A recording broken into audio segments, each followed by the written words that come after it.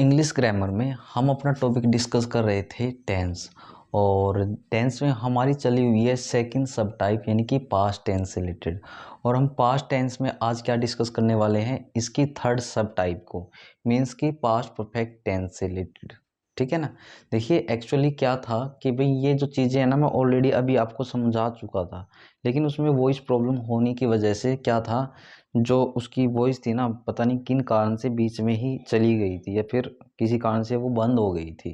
तो अभी क्या है, मैं डायरेक्टली क्या है इन चीज़ों को आपको समझाने की कोशिश कर रहा हूँ। यदि आपको फिर भी कोई प्रॉब्लम आती है तो आप क्या है इन चीज़ों के लिए कमेंट कर सकते हो कि भाई यहाँ से समझ नहीं आया है, तो मैं कोशिश करूँगा दोबारा फिर एक वीडियो बना के, ठीक है ना, उस वीडियो को दोबारा से अपलोड कर दूँगा, ताकि क्या है उसमें मैं हर एक चीज़ आपको एक एक करके अच्छे से समझा सकूँ।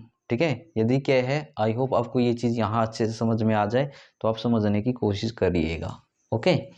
तो देखिए इसके अंदर क्या था, हम क्या डिस्कस कर रहे थे, पास्ट टेंस की थर्ड सब टाइप के बारे में यहाँ पे डिस्कस कर रहे थे। और ये थर्ड सब टाइप क्या थी आपकी, पास्ट परफेक्ट टेंस से रिलेटेड थी। और इसमें हम क्या कर रहे हैं, अकॉर्डिंग टू सेंटेंस, ठीक है ना, या अकॉर्डिंग टू सेंटेंसेस, इसमें जो हमारे इंपॉर्टेंट कंसेप्ट बन सकते थे ना, यानी कि इंपॉर्टेंट कंसेप्ट का मतलब क्या है कि एक तो इसके अंदर क्या होता है, खास हेल्पिंग वर्ब होती है, दूसरा क्या होता है इसकी मेन वर्ब होती है। तो उन चीज़ों को अकॉर्डिंग टू टेबल क्या है, मैं आपको यहाँ पे समझाने की कोशिश कर रहा हूँ। एक लास्ट में क्या है कि इन चीज़ों की क्रैमिंग करने की ज़रूरत नहीं है आपको, तो इन चीज़ों को ना मैं आपको रिलेट करना भी सिखाऊंगा प्रेजेंट टेंस की सब टाइप के अकॉर्डिंग। ठीक है। लेकिन पहले मैं वो बता देता हूँ जो इसमें क्या है हमारे लिए इम्पोर्टेंट है। ठीक है। अकॉर्डिंग टू सेंटेंस, और सेंटेंस का जो स्ट्रक्चर आएगा उसमें जो हमें इम्पोर्टेंट दे रखा है, ठीक है ना, तो इन चीज़ों को आप समझने की कोशिश करिएगा। तो पास्ट परफेक्ट टेंस में सबसे पहले अफर्मेटिव सिंपल सेंटेंस में, ठीक है ना, इसके स्ट्रक्चर के अकॉर्डिंग क्या हमारे लिए इंपॉर्टेंट है। देखो मैंने स्ट्रक्चर में क्या लिखवाया है, पहले सब्जेक्ट आएगा, उसके बाद आपकी हेड हेल्पिंग वर्ब आएगी, फिर वर्ब की थर्ड फॉर्म का यूज करना, उसके बाद अदर, और लास्ट में हम किसका यूज करेंगे, फुल स्टॉप का। अभी ना आप यहाँ ध्यान देना, मैंने क्या बोला, जो हेड है यहाँ हमें हेड का यूज किसके लिए करना है, हेल्पिंग वर्ब के तौर पे करना है।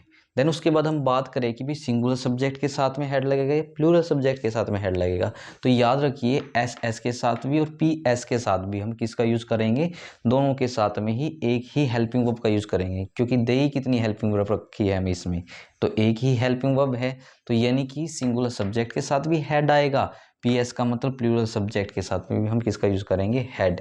यानी कि इसमें याद रखने वाली क्या बात है, पास्ट परफेक्ट टेंस में यदि अफर्मेटिव सिंपल है तो हम हेल्पिंग वर्ब के तौर पे हेड याद रखेंगे, मैन वर्ब के तौर पे आपको क्या याद रखना है, वर्ब की थर्ड फॉर्म को याद रखना है।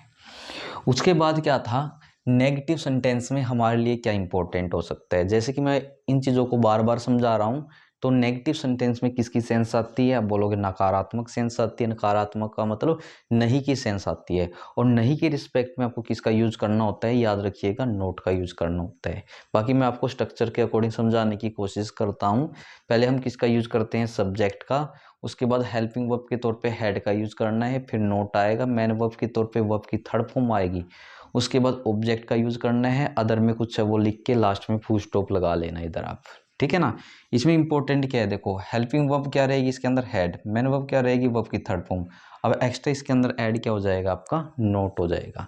मोस्टली याद रखे भी, देखो जो नोट है ना, इसका यूज हम किसके बाद में करते हैं, थर्ड नंबर पे यूज कर लेते हैं जो नोट है, या फिर हेल्पिंग वर्ब जो भी हमें दी गई है उसके बाद में करते हैं हम नोट का यूज। मोस्टली थर्ड नंबर का मतलब क्या हो जाता है, जैसे कि सब्जेक्ट फर्स्ट हो गया, यहाँ जो हेड हेल्पिंग वर्ब है ये सेकंड हो गई है, और नोट किस नंबर का हो गया इधर, थर्ड नंबर का। ठीक है ना। यदि ये नहीं याद रखना चाहते तो याद रखिए कि हम हेल्पिंग वर्ब के तौर पे नेगेटिव सेंटेंस में किसका यूज करते हैं, हेल्पिंग वर्ब के तौर पे नहीं, हेल्पिंग वर्ब के बाद में, तो आप किसका यूज कर लेते हो, उसको नेगेटिव बनाने के लिए, नकारात्मक बनाने के लिए नोट का यूज कर लिया जाता है।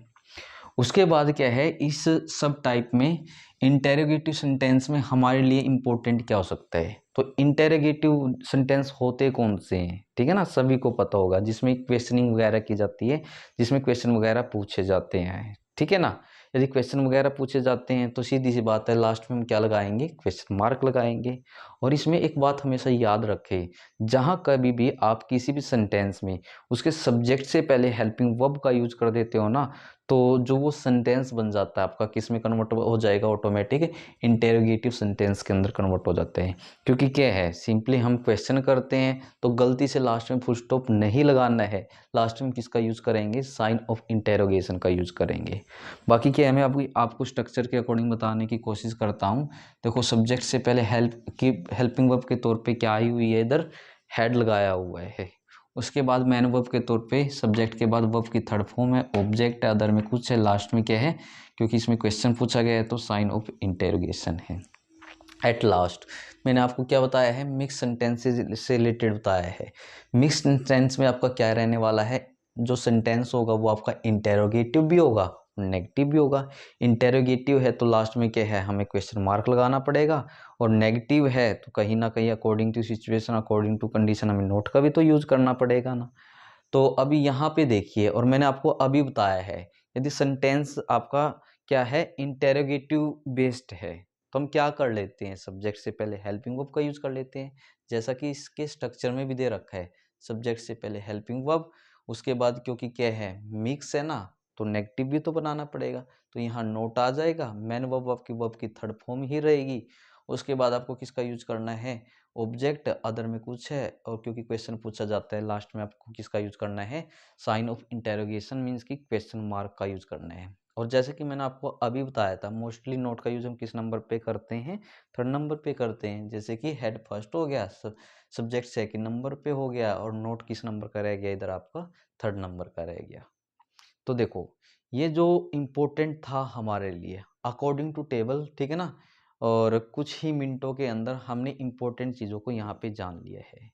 अभी देखो मैंने क्या बोला था कुछ देर पहले, कि ना इनमें से किसी भी चीज़ की क्रैमिंग यानी कि रट्टा लगाने की जरूरत नहीं है। बस क्या है, आपको थोड़ा है ना प्रेजेंट टेंस के बारे में पता होना चाहिए।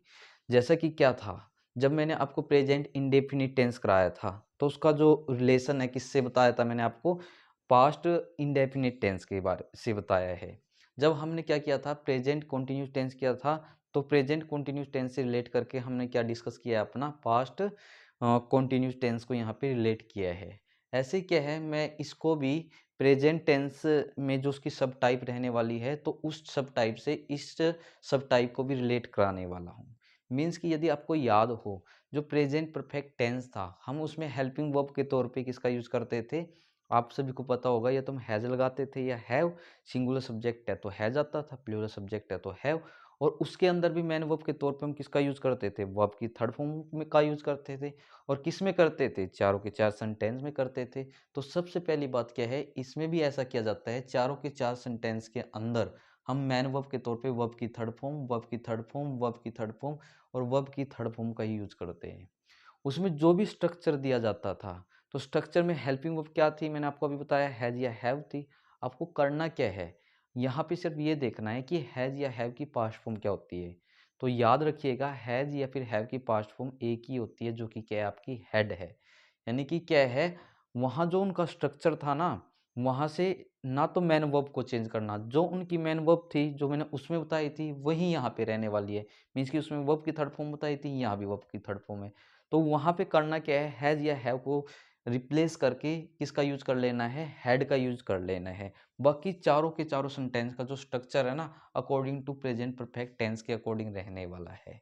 तो यदि क्या है, वहाँ हैज या हैव को चेंज करके हैड का यूज कर देते हो, तो वो किस में कन्वर्ट हो जाएगा, आपका पास्ट परफेक्ट टेंस के अंदर। बस आपको करना क्या है, चीज़ों को ऐसे ही रिलेट करने हैं। और आप यदि रिलेट करना सीख जाओगे तो चीज़ों को अच्छे से समझोगे, और वो चीज़ें आपको क्या रहेंगी, लंबे टाइम तक याद रहेंगी। ओके, तो फिलहाल इस वीडियो में इतना ही। हम हर एक वीडियो में क्या कर रहे हैं, यहाँ पे अपनी एक एक सब टाइप को अच्छे से यहाँ पे डिस्कस कर रहे हैं, ठीक है। तो आपको क्या करना है, जितना कराया जाता है और जितना हो चुका है, उन सभी चीज़ों का क्या करना है, अच्छे से रिवीजन करना है। ओके, फिलहाल इस वीडियो में इतना ही।